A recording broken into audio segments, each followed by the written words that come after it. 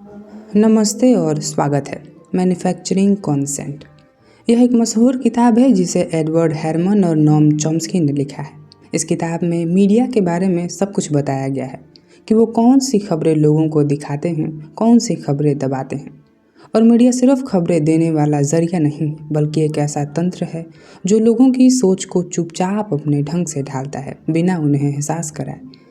ये किताब दिखाती है कि कैसे मीडिया सत्ता और बड़े कॉरपोरेट हितों के साथ मिलकर यह तय करता है कि कौन सी खबर दिखानी है, किसे दबाना है और जनता को किस दिशा में सोचना है।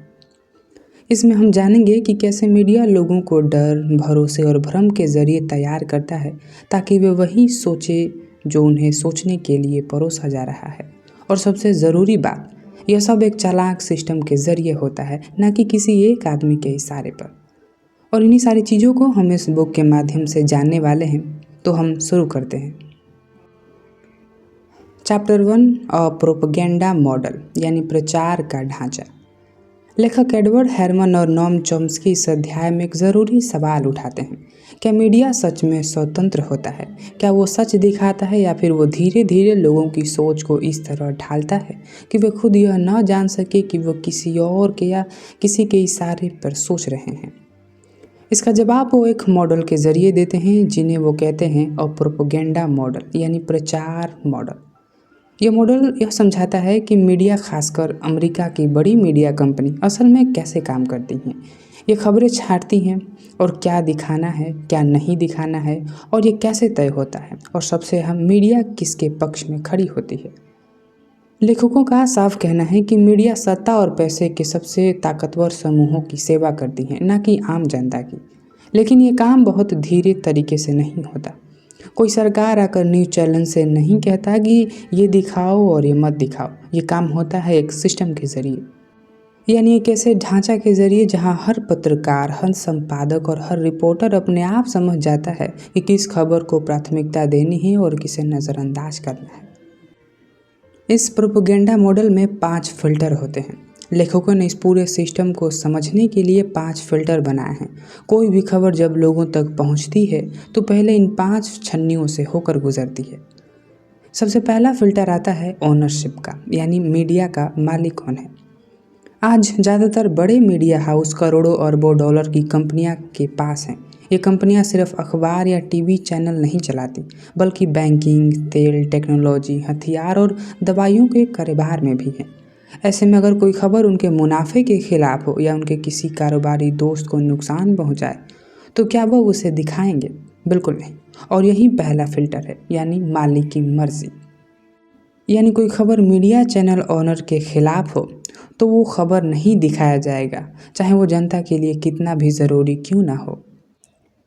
फिर उसके बाद दूसरा फिल्टर आता है एडवर्टाइजिंग का, यानी पैसे कहाँ से आते हैं। मीडिया को चलाने के लिए पैसे चाहिए और ये पैसा आता है विज्ञापनों से। विज्ञापन देने वाली कंपनियां चाहती हैं कि ऐसा माहौल बने जिसमें लोग खरीदारी करें, ना कि चिंता करें, सवाल पूछे या सत्ता पर शक करें।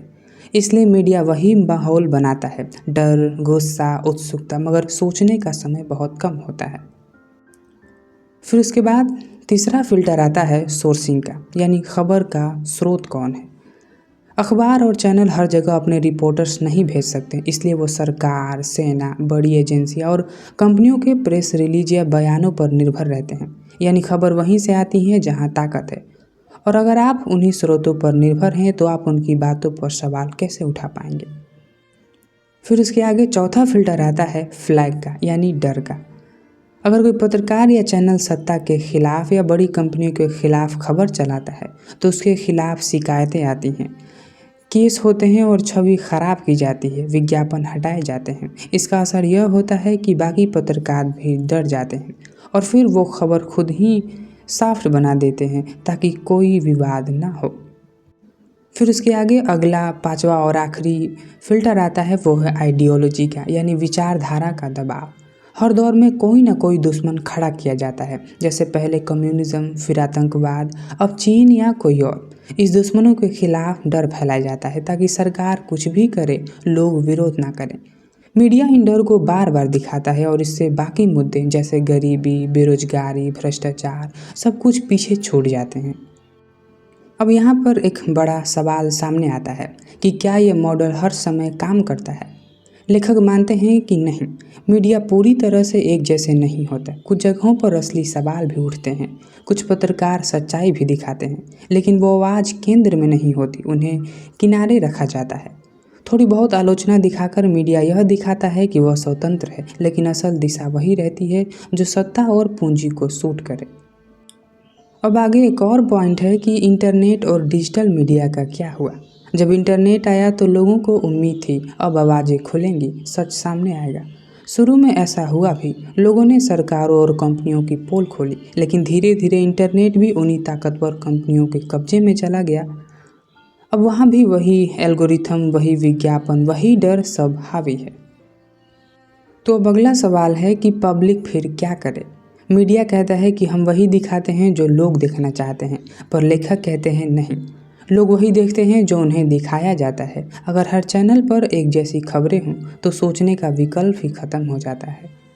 तो इससे हमें ये समझ में आता है कि चाहे वो किसी भी देश की मीडिया हो, मीडिया स्वतंत्र नहीं है, वह सत्ता और पैसे के ढांचे में काम करता है। 5 फिल्टर मालिक, विज्ञापन, सरकारी स्रोत, दबाव और विचारधारा तय करते हैं कि कौन सी खबर दिखेंगी और कौन सी नहीं। मीडिया सिर्फ खबर नहीं दिखाता, वो हमें सोचने का तरीका सिखाता है, और अक्सर वो तरीके हमारे खिलाफ होते हैं। इसलिए हमें मीडिया पर आंख मूंद कर भरोसा करने की बजाय हर खबर पर सवाल करना सीखना होगा। और अब अगला सवाल उठता है, जब मीडिया खुद तय करता है कि कौन सी बात दिखानी है, तो क्या वह भी ये भी तय करते हैं कि किसकी ज़िंदगी की कीमत ज़्यादा है और किसकी कम? क्या किसी की मौत खबर बनती है और किसी की नहीं? यही सवाल हमें ले जाता है अगले अध्याय की ओर। तो अब आगे अगला अध्याय है अध्याय 2, जिसका नाम है वर्थी एंड अनवर्थी विक्टिम, यानी योग्य और अयोग्य पीड़ित। पहले अध्याय में हमने समझा था कि मीडिया एक तयशुदा ढांचे में काम करता है, जहां मालिक, पैसा, सरकारी स्रोत और विचारधारा मिलकर यह तय करते हैं कि कौन सी खबर सामने आएगी और कौन सी गायब कर दी जाएगी। और अब इस अध्याय में लेखक एक बहुत ज़रूरी सवाल सामने लाते हैं कि क्या मीडिया सभी इंसानों की पीड़ा को एक जैसा समझता है, या वो भी यह तय करता है कि किसकी मौत मायने रखती है और किसकी कोई अहमियत नहीं। यह कैसे तय होता है कि कौन योग्य है और कौन अयोग्य? लेखकों के अनुसार अगर कोई व्यक्ति या समूह किसी दुश्मन देश की हिंसा या शिकार हो, जैसे कम्युनिस्ट देश, आतंकवादी गुट या अमेरिकी विरोधी सरकार, तो उसे मीडिया खूब दिखाता है, बढ़ा चढ़ाकर रिपोर्ट करता है और लोगों में गुस्सा पैदा करता है। लेकिन अगर कोई अमेरिका या उसके सहयोगी देशों द्वारा मारा गया हो, तो वही मीडिया या तो उसे नज़रअंदाज कर देता है या बहुत हल्के तरीके से रिपोर्ट करता है। यानी एक ही तरह की पीड़ा, लेकिन मीडिया का रवैया बिल्कुल अलग है। यहाँ पर लेखक एक बहुत ही चौंकाने वाला उदाहरण देते हैं।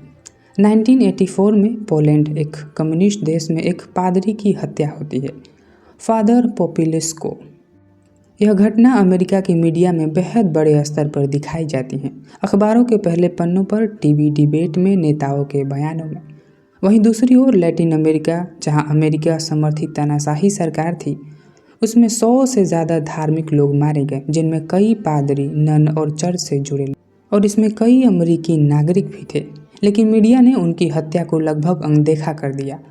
फादर पोपुलेस्को की हत्या पर गहरा गुस्सा और राजनीतिक निंदा, जबकि लैटिन अमेरिका में मारे गए लोगों पर शांत और सूखी रिपोर्टिंग या बिल्कुल चुप्पी थी। तो अब सवाल है कि ऐसा क्यों? एक जैसा दर्द है लेकिन दो तरह का रवैया है। इसका जवाब हमें उसी प्रचार मॉडल में मिलता है जो हमने फर्स्ट चैप्टर में पढ़ा था। फादर पोपुलेस्को की हत्या कम्युनिस्ट सरकार द्वारा की गई थी, यानी अमेरिका की दुश्मन विचारधारा। इसलिए मीडिया ने उसे दिखाया ताकि ये साबित किया जा सके कि कम्युनिज्म बुरा है। लेकिन लैटिन अमेरिका में जिन लोगों की हत्या हुई वो अमेरिका के अपने सहयोगी सरकारों द्वारा की गई थी, यानी हमारे लोग।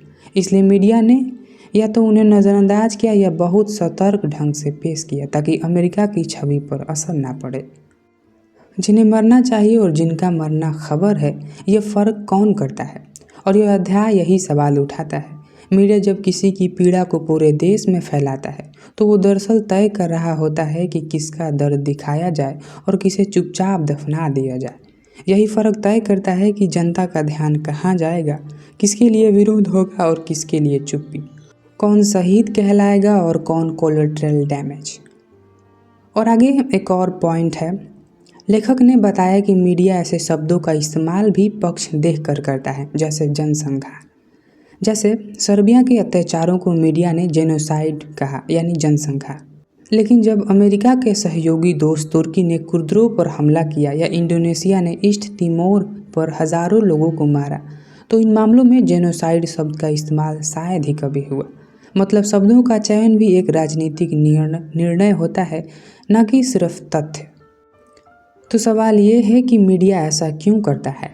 क्योंकि मीडिया के सबसे पहली निष्ठा सत्ता के प्रति होती है, न कि सच्चाई के प्रति। वह ऐसी कहानियाँ दिखाते हैं जो सरकार की नीतियों को जायज़ ठहराए और उन आवाज़ों को दबाते हैं जो सरकार को कटघरे में खड़ा कर दें। इसलिए फादर पोपिलुस्को की हत्या पर आंसू भी है, शोक भी है और क्रोध भी है, लेकिन एल सल्वाडोर, ग्वाटेमाला और निकारागुआ में मारे गए लोगों के लिए सिर्फ चुप्पी है। तो आखिर में इस अध्याय से हमें ये समझ में आता है कि मीडिया हर पीड़ित को एक समान नहीं देखता। वह राजनीतिक पक्ष के आधार पर तय करता है कि किसे मायने रखने वाला दिखाया जाए या किसे नहीं। जो दुश्मन सरकारों के हाथों मारे वो वर्थी विक्टिम्स बनते हैं, जो अमेरिका या उसके साथियों के हाथों मरे वो अनवर्थी विक्टिम्स कहलाते हैं। यह फ़र्क तय करता है कि जनता किस पर भावुक होगी और किस पर नहीं। और अंत में इस फ़र्क के ज़रिए सत्ता अपने हिंसक कामों को छुपा लेती है और जनता को एक तरफा सोचने पर मजबूर कर देती है। तो आगे अगला सवाल सामने आता है कि जब मीडिया यह तय करता है कि किसकी मौत मायने रखती है और किसकी नहीं, तो फिर चुनाव, लोकतंत्र और जनमत को लेकर उनका रुख क्या होता है? क्या हर देश में हुए चुनावों को मीडिया एक जैसा रिपोर्ट करता है या वहाँ भी अपने और पराये का खेल चलता है? और यही सवाल हमें ले जाता है अगले अध्याय की ओर। तो अब आगे अगला अध्याय है अध्याय 3, जिसका नाम है लेजिटिमेटिंग वर्सेस मीनिंगलेस इलेक्शंस। सिंपल शब्दों में इसका मतलब ये है कि किन चुनावों को मीडिया वैध और लोकतांत्रिक कहता है और किन्हें नकली और अर्थहीन कहता है। अब तक हम समझ चुके हैं कि मीडिया कैसे तय करता है कि किसकी पीड़ा दिखानी है और किसकी छुपानी है। इस अध्याय में लेखक एक नया लेकिन जुड़ा हुआ सवाल उठाते हैं, क्या मीडिया चुनावों को भी पक्षपातपूर्ण ढंग से दिखाता है? मतलब क्या हर देश में हुए चुनावों को मीडिया एक जैसा रिपोर्ट करता है या वो भी तय करता है कि कौन से चुनाव लोकतंत्र का उत्सव है और कौन से नाटक या ढोंग है? लेखकों का जवाब साफ है। मीडिया चुनावों को इस आधार पर रिपोर्ट करता है कि वह देश अमेरिका का दोस्त हो या दुश्मन। अगर वह सरकार अमेरिका की नीतियों के साथ हो तो वहाँ के चुनावों को स्वच्छ, लोकतांत्रिक और जनता का फैसला कहकर पेश किया जाता है। और अगर वह कोई सरकार अमेरिकी की नीतियों के खिलाफ हो तो वहाँ के चुनावों को फर्जी, दिखावटी और तानाशाही के मुखौटे जैसे शब्दों से नकार दिया जाता है, चाहे वह जनता ने सच को वोट ही क्यों न दिया हो। मीडिया ऐसे शब्दों का इस्तेमाल करता है जिसका असर जनता की सोच पर गहरा होता है और यहीं से मीडिया का असली खेल शुरू होता है, शब्दों का इस्तेमाल। जब कोई अमेरिका समर्थक सरकार चुनाव करती है तो मीडिया कहता है कि ऐतिहासिक जनादेश, लोकतांत्रिक की जीत, आशा की किरण। लेकिन जब कोई अमेरिका विरोधी सरकार चुनाव करे तो शब्द बदल जाते हैं, नकली वोटिंग, कठपुतलिया चुनाव, दमन और डर का माहौल। यानी चुनाव की प्रक्रिया से ज़्यादा मीडिया को उस सरकार की वफादारी पर भरोसा होता है। ऑथर ने इन पक्षपात को दिखाने के लिए 2 देशों के चुनाव का उदाहरण देते हैं। पहला है निकारागुआ 1984 में। यहाँ सैंडिनिस्ता सरकार थी जो अमेरिका की नीतियों के खिलाफ थी। इस सरकार ने बहुत खुले और स्वतंत्र चुनाव कराए। विदेशी पर्यवेक्षक भी आए और उन्होंने कहा कि चुनाव साफ सुथरे थे। लेकिन अमेरिका मीडिया ने इन चुनावों को अमान्य और दिखावटी बताया। कहा गया कि सरकार ने डर का माहौल बनाया, विरोधियों को दबाया। फिर दूसरे देश की बात करते हैं, एल सल्वाडोर 1982। यहाँ एक सैन्य सरकार थी जिसे अमेरिका ने भारी मदद दी। वहाँ लगातार मानव अधिकार उल्लंघन हो रहे थे और बहुत से विपक्षी नेताओं की हत्या हुई थी। फिर भी जब वहाँ चुनाव हुए, मीडिया ने इन्हें लोकतंत्र की ओर बढ़ता हुआ कदम कहा। यानी जो सरकार अमेरिका के दोस्त हैं उसका हर चुनाव लोकतंत्र का नमूना बन जाता है, और जो सरकार विरोध में खड़ी हो तो उसका चुनाव डर की छाया बन जाता है, चाहे हकीकत कुछ भी हो। ऑथर्स के अनुसार मीडिया चुनाव की गहराई में नहीं जाता, वो सिर्फ यह देखता है कि चुनाव का नतीजा अमेरिका के हित में है या नहीं। अगर परिणाम सत्ता के फायदेमंद हो तो पूरा प्रचार चलता है जनता की जीत। अगर नतीजा सत्ता के खिलाफ हो तो सवाल खड़े कर दिए जाते हैं, कितनी वोटिंग हुई, वोटर डरे हुए थे, कितना स्वतंत्र माहौल था। इस तरह मीडिया आम जनता को इस सोच की ओर ढकेलता है कि हमारे दोस्त जहां भी चुनाव कराएं वो सही होते हैं, और जो हमारे विरोधी हैं वहां की लोकतांत्रिक कोशिशें भी नकली होती हैं। अब लेखक यहाँ एक अहम बात बताते हैं कि मीडिया को लोकतंत्र से नहीं, विचारधाराएं से मतलब होता है। मतलब कितने प्रतिशत वोट पड़े, कितने उम्मीदवार थे, ये सब चीज़ें सिर्फ दिखाने के लिए होती हैं। असल बात यह है कि क्या उस सरकार की नीतियाँ अमेरिका की विदेशी नीति के अनुसार हैं या नहीं। अगर हाँ तो फिर सब ठीक है, अगर नहीं तो मीडिया उसकी हर लोकतांत्रिक प्रक्रिया को भी बदनाम करने में देर नहीं करता। तो इस अध्याय से हमें ये सीखने को मिलता है कि मीडिया चुनाव को निष्पक्ष नज़र से नहीं देखता, बल्कि राजनीतिक पक्ष देकर रिपोर्ट करता है। अमेरिका के करीबी देशों के चुनावों को वैध और सकारात्मक दिखाया जाता है, जबकि विरोधी देशों के चुनाव को संदेह और नकारात्मक के साथ। शब्दों के चयन जैसे ऐतिहासिक, जनादेश बनाम नकली चुनाव ही दर्शाते हैं कि मीडिया किसके पक्ष में है। इससे जनता को वही कहानियाँ मिलती है जो सत्ता और विदेशी नीतियों को सूट करे, न कि जो सच्चाई हो। तो अब आगे अगला सवाल उठता है कि जब मीडिया चुनावों को भी अमेरिका के हितों की तराजू पर तोलता है तो फिर वो बड़े बड़े अंतर्राष्ट्रीय मामलों में कैसे पेश करता है। क्या बड़े स्कैंडल्स जैसे हत्या या साजिश की कहानियां में भी मीडिया अपनी विचारधारा के अनुसार खबरों को मोड़ता है। और यही सवाल हमें ले जाता है अगले अध्याय की ओर। तो अब आगे अगला अध्याय है अध्याय 4, जिसका नाम है the KGB Bulgarian plot to kill the pope. Simple शब्दों में मतलब ये है कि पोप की हत्या की सोवियत बुल्गेराई साजिश और मीडिया ने उसे कैसे बढ़ा चढ़ा कर पेश किया। इस अध्याय में लेखक एक बहुत खास घटना की पड़ताल करते हैं। 1981 में जब रोमन कैथोलिक चर्च के सबसे बड़े धार्मिक नेता पोप जॉन पॉल द्वितीय पर जानलेवा हमला हुआ। इस हमले ने पूरी दुनिया को हिला दिया था, लेकिन उससे भी ज़्यादा चौंकाने वाला था उस हमले को लेकर मीडिया में फैलाई गई साजिश की कहानी। अमेरिका और यूरोपीय मीडिया ने दावा किया कि इस हमले के पीछे सोवियत संघ और बुल्गारिया के हाथ था, यानी कम्युनिस्ट देशों ने मिलकर पोप को मारने की कोशिश की, क्योंकि पोप पोलैंड से थे और वहाँ के लोकतांत्रिक आंदोलनों का समर्थन कर रहे थे। ये कहानी बहुत तेज़ी से फैली, खबरों में छा रही और एक तरह से तथ्य मानी जाने लगी। लेकिन लेखक यहाँ सवाल उठाते हैं, क्या सच में यह सब हुआ था, या यहाँ भी प्रचार मॉडल का एक उदाहरण था जहाँ सच्चाई से ज़्यादा राजनीतिक ज़रूरतों को दिखाया गया। तो अब समझते हैं कि ये कहानी कैसे बनाई गई और कैसे फैलाई गई। सबसे पहले एक व्यक्ति का नाम सामने आया, अली अगजा, जिसने पोप पर गोली चलाई थी। उसने बाद में यह दावा किया कि उसे बुल्गेरियन खुफिया एजेंसी से निर्देश मिला था, जो कि सोवियत केजीबी से जुड़ी हुई थी। बस इसी एक बयान को मीडिया ने दिन रात दिखाना शुरू किया। पुलिस जांच जारी थी, कोई पुख्ता सबूत नहीं थे, लेकिन मीडिया ने हेडलाइन बना चुकी थी, कम्युनिस्ट देशों की साजिश, पोप को मारने की कोशिश।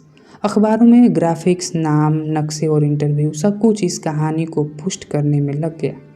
लेकिन लेखक बताते हैं कि इस पूरे दावे की कोई ठोस पुष्टि कभी नहीं हुई। अली अगजा की बातें विरोधाभासी थीं, उसे बार बार अपनी कहानी बदली, लेकिन अदालत ने इसे साबित नहीं किया जा सका। फिर भी मीडिया ने इस थ्योरी को एक तय सच्चाई की तरह प्रचारित किया। अब यहाँ असली सवाल है, आखिर ये कहानी क्यों फैलाएगी और मीडिया को इससे क्या मिला। यहाँ फिर से वही प्रचार मॉडल काम करता है। इस कहानी के जरिए मीडिया ने एक बार फिर लोगों के दिमाग में बैठा दिया कि कम्युनिस्ट देश हिंसक हैं, वो धर्म और आज़ादी के खिलाफ हैं, वो कुछ भी कर सकते हैं, यहाँ तक कि पोप को भी मारने की कोशिश कर सकते हैं।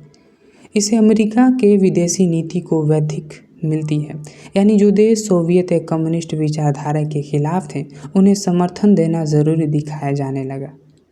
मीडिया ने लोगों को यह विश्वास दिलाया कि धर्म, मानवाधिकार और स्वतंत्रता के लिए अमेरिका को खड़े रहना पड़ेगा, और यह बात उन देशों को हस्तक्षेप करने के लिए इस्तेमाल हुई जो अमेरिका की नीतियों से सहमत नहीं थे।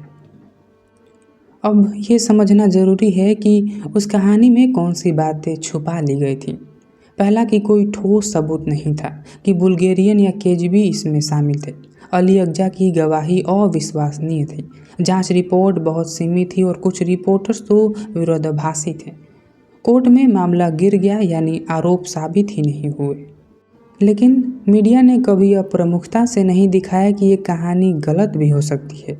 वो सिर्फ शुरुआत की सनसनी फैलाने में लगा रहा, और जब मामला धीरे धीरे ख़त्म हुआ तो उसे छोटे कोनों में कहीं छाप दिया। यही थी असली भूमिका मीडिया की। तथ्य कम, भावनाएं ज़्यादा, सच्चाई कम, प्रचार ज़्यादा। तो इस अध्याय से हमें ये समझ में आता है कि मीडिया सिर्फ खबर नहीं दिखाता, वो कहानी भी गढ़ता है। जब उस कहानी से सत्ता को फ़ायदा हो तो वह बिना ठोस सबूत के भी सच बना दी जाती है। अदालत कुछ और कहे, जांच कुछ और कहे, पर अगर मीडिया एक ही कहानी को बार बार दोहराए तो लोग उसे सच मानने लगते हैं। और यही होता है मैन्युफैक्चरिंग कंसेंट, जनता की सहमति को गढ़ना बिना उन्हें पता चले। तो अब अगला सवाल उठता है, अगर मीडिया एक झूठी साजिश को भी सच बना सकता है तो फिर वो युद्ध जैसे बड़े मुद्दों को कैसे पेश करता है? क्या किसी देश पे बम गिराना, लोगों को मारना, इन सब पर भी मीडिया की भूमिका ऐसे ही एक तरफा होती है? इसी का जवाब हमें मिलेगा अगले 2 अध्याय में। पहले वियतनाम वॉर पर, फिर लाओस और कंबोडिया पर। तो अब हम आगे बढ़ते हैं अध्याय 5 पे, जिसका नाम है the Indo China war, Vietnam. इस अध्याय में लेखक एक ऐसे युद्ध की बात करते हैं जिसने 20वीं सदी की अंतरात्मा हिला दी थी, वियतनाम युद्ध। यह युद्ध 1955 से 1975 तक चला। अमेरिका ने इसे भारी सैन्य ताकत झोंकी, लाखों लोग मारे गए, ज़्यादातर आम नागरिक, बम, केमिकल हथियार, गांवों की तबाही, बच्चों की मौत, सब कुछ हुआ। अब सवाल यह नहीं था कि युद्ध कितना भयानक था, सवाल यह है कि मीडिया ने इसे कैसे दिखाया। क्या मीडिया ने सच दिखाया, या वो भी इस युद्ध के प्रचार का एक हिस्सा बन गया? शुरुआत में अमेरिका मीडिया ने वियतनाम युद्ध को पूरी तरह समर्थन दिया। टीवी चैनल, अखबार, रेडियो, सब जगह यही कहानी सुनाई गई कि अमेरिका कम्युनिज्म से लड़ रहा है, वो वियतनाम की गरीबी और डरी हुई जनता की रक्षा कर रहा है। वियतनामी विद्रोही, आतंकी और सोवियत समर्थक है। युद्ध जरूरी है लोकतंत्र बचाने के लिए। इसका असर यह हुआ कि अमेरिका जनता इस युद्ध को सही मानने लगी। मीडिया ने बमबारी, केमिकल हमले और निर्दोष लोगों की मौत को या तो छुपा दिया या ज़रूरी नुकसान कहकर सामान्य बना दिया। 1968 में एक घटना हुई, माय लाय नरसंहार, जिनमें अमेरिका सैनिकों ने एक गांव में 500 से ज़्यादा मासूम लोगों, जिनमें औरतें, बुजुर्ग, बच्चे भी थे, को मार डाला। यह खबर बहुत समय तक छिपाई गई, लेकिन जब स्वतंत्र पत्रकारों और कुछ सैनिकों ने इसका सच बाहर लाया तो जवाब जाकर अमेरिका जनता को पहली बार इस युद्ध का अंधेरा चेहरा दिखा। इसके बाद वियतनाम युद्ध को लेकर कुछ पत्रकार सवाल करने लगे, लेकिन तब तक मीडिया का बहुमत अब भी युद्ध के साथ खड़ा था। लेकिन जब सवाल ज़्यादा उठने लगे तो मीडिया ने वियतनाम को एक अलग तरीके से दिखाया।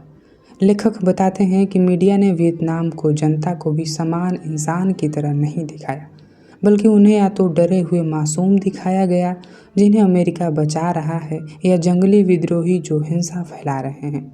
मीडिया ने कभी नहीं बताया कि वियतनामी लोग अपनी ज़मीन, अपने हक, अपनी आज़ादी के लिए लड़ रहे थे।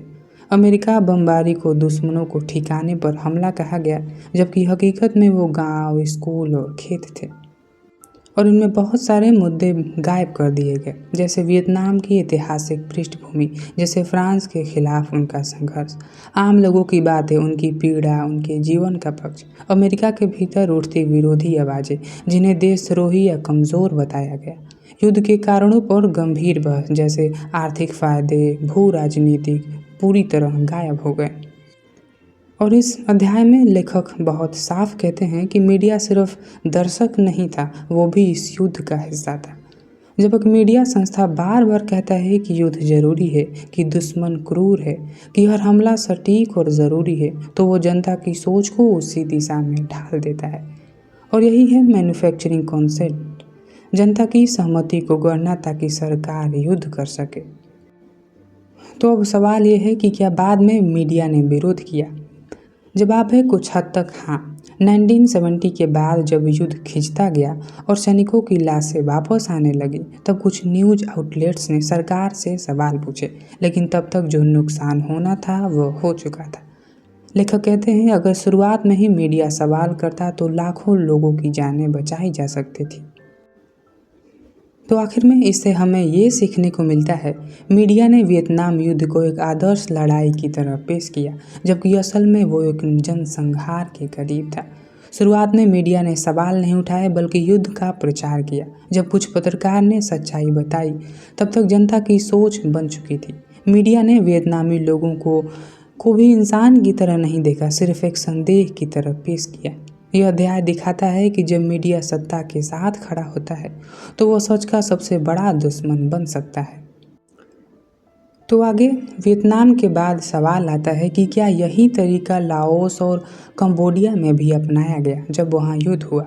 क्या वहाँ भी मीडिया ने युद्ध को जायज़ ठहराने की कोशिश की? यही सवाल हमें ले जाता है अगले अध्याय की ओर। आगे अगला अध्याय है अध्याय 6, जिसका नाम है the Indo China war part 2, Laos और कंबोडिया की ओर, जहां हम देखेंगे कि अमेरिका की गुप्त बमबारी और मीडिया की चुप्पी कैसे एक देश को नरक बना देती है। यह अध्याय दो छोटे देश की कहानी है, लाओस और कंबोडिया की, जहां अमेरिका ने भारी बमबारी की, गुप्त युद्ध चलाए, लाखों जाने ली और फिर भी अमेरिका मीडिया ने या तो चुप्पी साध ली या बहुत ही सतही रिपोर्टिंग की। लाओस सबसे ज़्यादा बमबारी झेलने वाला देश। 1964 से 1973 तक अमेरिका ने लाओस पर 20 लाख टन से ज़्यादा बम गिराए, मतलब हर 8 मिनट में एक बम 9 सालों तक। यह सब एक गुप्त मिशन के नाम पर CIA ने चलाया। मीडिया को इसकी जानकारी थी, लेकिन फिर भी बहस नहीं हुई। लाओस के गांव उजड़ते रहे, लोग मरे, लेकिन अमेरिका दर्शकों को बस यही बताया गया कि हम वियतनाम की सप्लाई लाइन काट रहे हैं। और अब आते हैं कंबोडिया पर। 1970 में अमेरिका ने कंबोडिया की चुनी हुई सरकार को हटाकर लोन नोल नाम को तानाशाह को सत्ता में बैठाया। इसके बाद वहाँ भी बमबारी शुरू हुई। इस बमबारी और अस्थिरता के माहौल में खमेर रूज का एक कट्टरपंथी समूह सत्ता में आया और 1975 से 1979 के बीच लगभग 20 लाख लोगों का नरसंहार किया। तो फिर मीडिया ने क्या दिखाया? अमेरिका की बमबारी को मीडिया ने रणनीतिक कार्रवाई बताया और आम लोगों की मौत को या तो छुपा लिया या हल्के में लिया। जब खमेर रूज सत्ता में आया और नरसंहार हुआ, तब मीडिया ने रोज़ उसकी बर्बरता पर रिपोर्टिंग की और यह जरूरी भी था। लेकिन लेखक पूछते हैं, खमेर रूज जैसे राक्षस को जन्म किसने दिया? इस सवाल से मीडिया लगातार बचता रहा। अमेरिका की बमबारी और हस्तक्षेप ने जो माहौल बनाया वो कभी चर्चा में नहीं आया। और हम ये पैटर्न बार बार देख सकते हैं। जब अमेरिका हिंसा करता है तो उसे ज़रूरी और समझदारी भरा बताया जाता है, जब कोई और करता है तो उसे नरसंहार और बर्बरता कहा जाता है। जनता को आधी कहानी मिलती है, सच लेकिन बिना संदर्भ के। तो इस अध्याय से हमें ये सीखने को मिलता है, लाओस और कंबोडिया पर अमेरिका के युद्ध और उसकी हिंसा को मीडिया ने या तो छुपाया या बहुत ही नरम अंदाज में दिखाया। खमेर रूज की क्रूरता को उजागर किया गया, लेकिन उसकी जड़ें कैसे बनी इस पर मीडिया ने चुप्पी साध ली। यह एक और उदाहरण है कि मीडिया सच्चाई नहीं, सत्ता की ज़रूरतों को दिखाता है। और अब हम आगे बढ़ते हैं आखिरी अध्याय की ओर, जहां लेखक बताते हैं कि इस पूरे सिस्टम से हमें क्या समझना चाहिए और आगे हमें क्या करना होगा। तो आखिरी अध्याय है अध्याय 7, कंक्लूजन। पिछले 6 अध्यायों में लेखक हमें एक एक परत खोलकर दिखा चुके हैं कि मीडिया कैसे दिखाता कुछ और है और करता कुछ और है। कभी वह युद्ध को जायज़ ठहराता है, कभी हत्या को राजनीतिक ज़रूरत बना देता है, कभी लोकतांत्रिक चुनाव को नकली साबित करता है और कभी नरसंहार पर चुप रह जाता है। अब इस अंतिम अध्याय में लेखक पूछते हैं इन सब का मतलब क्या है और हम आम लोग इससे क्या सीख सकते हैं। तो सबसे पहला है मीडिया की असली भूमिका। किताब की शुरुआत में ही लेखक कहते हैं कि लोकतंत्र में मीडिया को चौथा स्तंभ माना जाता है, लेकिन ऐसी ताकत जो सत्ता पर नज़र रखे, सवाल पूछे और जनता के हक में काम करे। लेकिन इस किताब में जो उन्होंने कुछ दिखाया वो ठीक इसके उल्टा है। मीडिया सत्ता का निगरानी करता नहीं बल्कि उसका साथी बन चुका है। वह जनता के लिए जवाब नहीं मांगता बल्कि जनता को सत्ता के हिसाब से सोचने पर मजबूर करता है। वह सवालों को उठाने के बजाय उत्तर पहले से तय करता है। यही वजह है कि लेखक इसे कहते हैं मैन्युफैक्चरिंग कॉन्सेंट, जनता की सहमति को गढ़ना। यह कोई साजिश नहीं बल्कि एक सिस्टम है। लेखक एक ज़रूरी बात साफ करते हैं, यह सब कोई छुपी हुई साजिश नहीं है। कोई एक आदमी बैठकर तय नहीं करता कि क्या दिखाना है और क्या नहीं, बल्कि एक ऐसा ढांचा है, एक ऐसी संरचना जिसमें जो मीडिया संस्था है, जो पत्रकार हैं, जो मालिक हैं और जो स्रोत हैं, सभी अपने आप उसी दिशा में काम करने लगते हैं जो सत्ता और पैसों के हित में हो।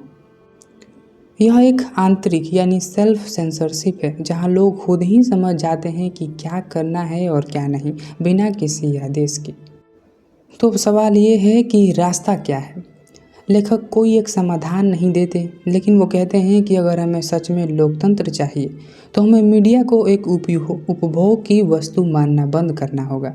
मतलब टीवी देखना सिर्फ मनोरंजन नहीं है, समाचार पढ़ना सिर्फ एक जानकारी लेना नहीं है। हमें हर खबर को, हर हेडलाइन को, हर भाषा को जांचना होगा, समझना होगा और सवाल करना होगा। हमें ये पूछना होगा कि ये खबर किसके लिए फ़ायदेमंद है, इसमें क्या छुपाया गया है, क्या इसका कोई और पक्ष भी है, ये किस एजेंडे को आगे बढ़ा रही है। तो इन सारी चीज़ों से हमें ये सीखने को मिलता है, मीडिया अब सत्ता की आलोचना नहीं बल्कि उसके विचारों को वैध ठहराने का औजार बना चुका है।